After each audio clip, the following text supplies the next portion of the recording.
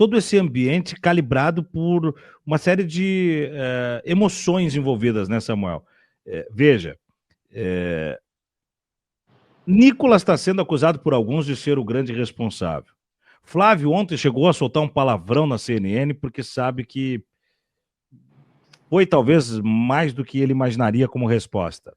Na outra ponta da relação, Eduardo cada vez mais vê distante a chance de encontrar um dia o pai nos últimos dias de vida. Carluxo foi parar no hospital. Por que eu citei o Nicolas? Porque eu costumo dizer que o Nicolas é o filho postiço do Bolsonaro, né? Até mais filho do que o 04. E a 05, então, nem se pensar. Mas nem se fala. Que talvez seja quem pode visitar ele hoje, né? Em temperatura e pressão normal. Todas essas emoções, elas embaralharam tanto a condição que hoje nós estamos aqui a 2 minutos das 10 horas da manhã do dia 5 de agosto.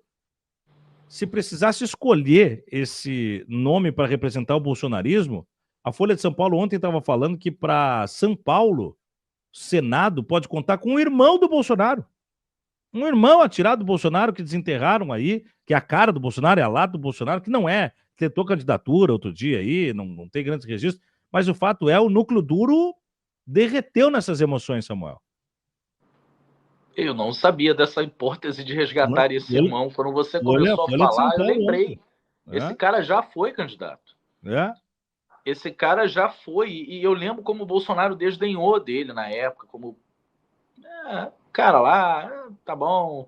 Ele não ligou muito, né? Até porque essa coisa da família no bolsonarismo, no núcleo familiar Bolsonaro, né? São duas raízes ali. Você tem a raiz do próprio Jair e você tem a raiz da esposa dele, né? Que se separam ali, mas convergem nesse casamento. Se você pensar, por exemplo, a Michelle, que é alternativa caseira também, né? Esposa do cara, companheira dele, né? A co-heroína da história. Olha a família dela. Olha a família dessa mulher, gente. Opa. Foi lá que o Bolsonaro foi procurar a sua companheira. Foi ali que ele enxergou, entendeu? Que ele olhou e falou: esta é minha alma gêmea. Uhum. E aí foi conhecer a família da mulher e falou: tô em casa. Eu tô em casa agora porque a mãe é uma falsária, condenada. Não tem problema nenhum falar isso. Primeiro que não tem tempo para processar mais ninguém, mas se tentar me processar, vai lá, procura lá. A mulher foi condenada. 171. Sabe? Falsária, pessoa que engana os outros, que dá golpe. Opa, golpe, gostei. Vou seguir com ela. Essa é minha sogrinha. A avó, traficante. Ah, mas traficante não tem que ser morto? Não, a avó não. É a vovó, poxa. É a vovó da minha esposa. Ela só traficava um pozinho ali, entendeu? Era, como que é? Eu não sou muito ligado, né? Melado, melo, uma coisa. É um troço feito de cocaína. E tava lá, velhinha, tão bonitinha, com aquela carinha de Michele Bolsonaro, traficante, condenada, presa. Aí vai procurar o tio, pedófilo, propagador de vídeos sexuais de criança. Ora, meu Deus, não eram os comunistas que faziam maldade com as criancinhas? Pois né? então. Mas o Bolsonaro olhou e falou: opa, pintou um clima com esse cara aqui, ele gosta da mesma coisa que eu. Porque foi isso que ele falou. Exato. Que ele gostava, que ele recorria ao serviço e que pintou um clima. Ah, mas era menor, mas pintou um clima. Né? Talvez o Bolsonaro um pouquinho mais suave, ele procura um certo consentimento de quem não tem idade para consentir. O outro não. O outro gosta de ver o vídeo. A criança nem sabe que está sendo ali naquele momento desfrutada pelos olhos daquele tarado. Essa é a família. Essa é a família da Michelle, da possível candidata a presidente da República, do campo conservador e defensor da família e das criancinhas do Brasil.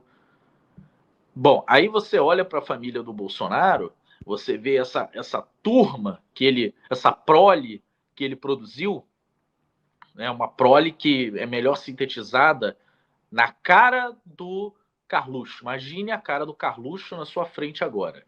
Você votaria numa cara daquela para presidente da República? Bom, pense bem, porque já tivemos uma pessoa muito semelhante com ele, inclusive na época da ditadura, era um general.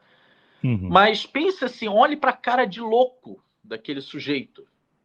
Agora, você não ficou satisfeito, procure os tweets dele. Tente entender alguma coisa que está... Imagine ele despachando na presidência da República.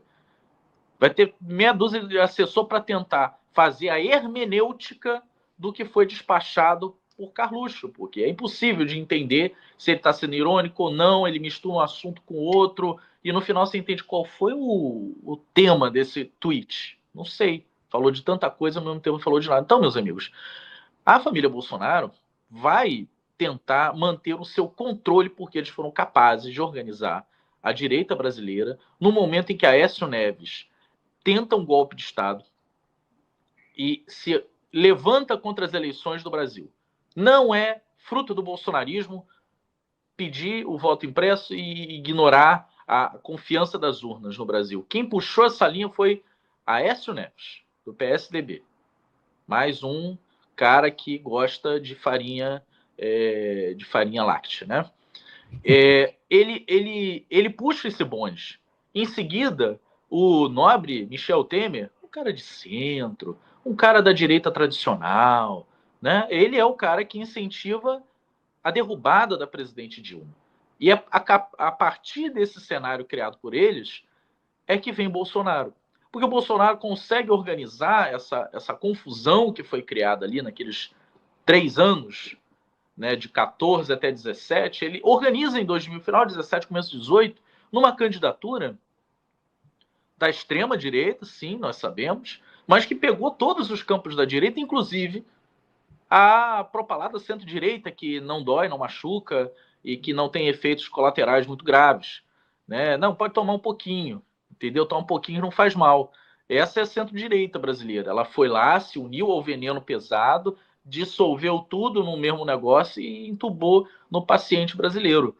Essa direita que optou pela família Bolsonaro. Mas a família Bolsonaro também foi capaz, e aí eu acho que eu retomo a minha primeira frase aqui, hoje, contigo, Thiago, que é o projeto de poder dominionista, né, que toma conta do Brasil a partir da adesão desses empresários da fé, que se dizem evangélicos no Brasil, começaram a produzir há uns 15, 20 anos atrás, encontra no Bolsonaro o seu avatar perfeito. E Bolsonaro veste essa roupa de forma maravilhosa e consegue virar o segundo, mas muito mais perto do presidente Lula do que foi capaz Aécio Neves, antes José Serra, antes Geraldo Alckmin, de ser representando a centro-direita. E lembre-se, eu falei aqui, ele chega mais perto, mas ele não vence Lula. O Lula está vencendo a campanha de eleição, sendo processado, perseguido, a Dilma derrubada, as universidades atacadas, tudo aconteceu, tudo. Eles botaram o combo na rua e o Lula estava ganhando a eleição. O que tem que fazer? Prender o Lula. Impedem ele de falar. Tudo que eles dizem que é ditadura agora foi feito. Aliás, Eduardo. Oh, meu Deus, esse menino lá do Rio Grande do Sul agora, fugiu o nome. O Leite, Eduardo Leite. Eduardo Leite, fugiu o sobrenome característico dele. Eduardo Leite. Ele, na época, celebrou como uma vitória da democracia o Lula ser preso e impedido de falar. O que hoje ele diz, meu Deus, olha que momento difícil, né? Não me faltam palavras para descrever esse momento. Lá atrás, não. Tô passado, né? Tô passado. Não, lá atrás era uma maravilha. Lá atrás foi comemoração. Quando a mesma coisa acontece com o presidente Lula. Eu estou falando a mesma coisa factualmente, não obviamente na conjuntura. Quando o Lula foi vítima, a ele sim, de uma perseguição judicial, vamos falar o fé, né, o uso dos instrumentos jurídicos para mudança de poder, para tomada de poder. Foi isso que foi feito lá atrás. Então, aí foi tudo bem para o Eduardo Leite.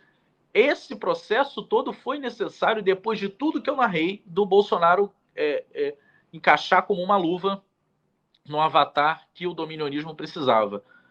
Então é uma conjunção, uma tempestade perfeita, um trabalho de décadas do dominionismo, junto com uma ação golpista da centro-direita brasileira, junto com o Bolsonaro se colocando perfeitamente nessa roupagem, junto com mais um golpe que é retirado do líder das pesquisas da candidatura. Isso tudo criou o Bolsonaro. Bolsonaro, até o início dos anos 2016, ali, era ainda um deputado de extrema-direita, um Nicolas Ferreira. Ele era um Nicolas Ferreira. É um cara histriônico, todo mundo sabe o nome dele, porque ele só fala maluquice, tá o tempo todo na mídia.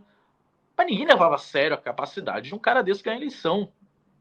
Ele é criado em espaço de um pouco mais de 10 meses. É criada essa candidatura dele, depois vem a facada e tudo mais. Uhum. Então, Thiago, esses caras conseguiram ver no Bolsonaro, conseguiram ter no Bolsonaro a chance de tomar conta do país ao longo dos 4 anos que tiveram à frente com ele. O problema é que o Bolsonaro nunca foi uma liderança de fato. Ele foi o avatar. Ele foi a conjunção de tantos fatores históricos que são completamente alheios à sua existência. Agora, ele botou na cabeça dele de que não, ele é o Messias, ele é o ungido, ele é o escolhido. E de que só por ele virá a salvação. Ele botou isso na cabeça dele. O resto da direita sabe que isso não é verdade. Eu falo da direita institucional, né? Não estou falando do povão. O resto da direita institucional sabe que isso não é verdade. E conforme ele vai dobrando a aposta, exigindo sacrifícios de seus seguidores, de seus aliados, e esses aliados sabem que isso tudo é apenas uma narrativa, eles falam, mas peraí, cara, porra. Uma coisa é eu seguir o falso profeta em coisa fácil. Agora, seguir o falso profeta para andar no fogo, peraí, calma lá, eu sei que isso tudo não é verdade, a gente só fala isso para ganhar voto. Então, sabe, a saída de apoios do Bolsonaro está no horizonte muito próximo. E é por isso que eu disse agora há pouco que eu acredito que em dado momento Bolsonaro pode, em vez de ungir um sucessor, defender que o Brasil precisa ser sancionado, enfim, ter alguma intervenção e, para isso, defender um boicote eleitoral.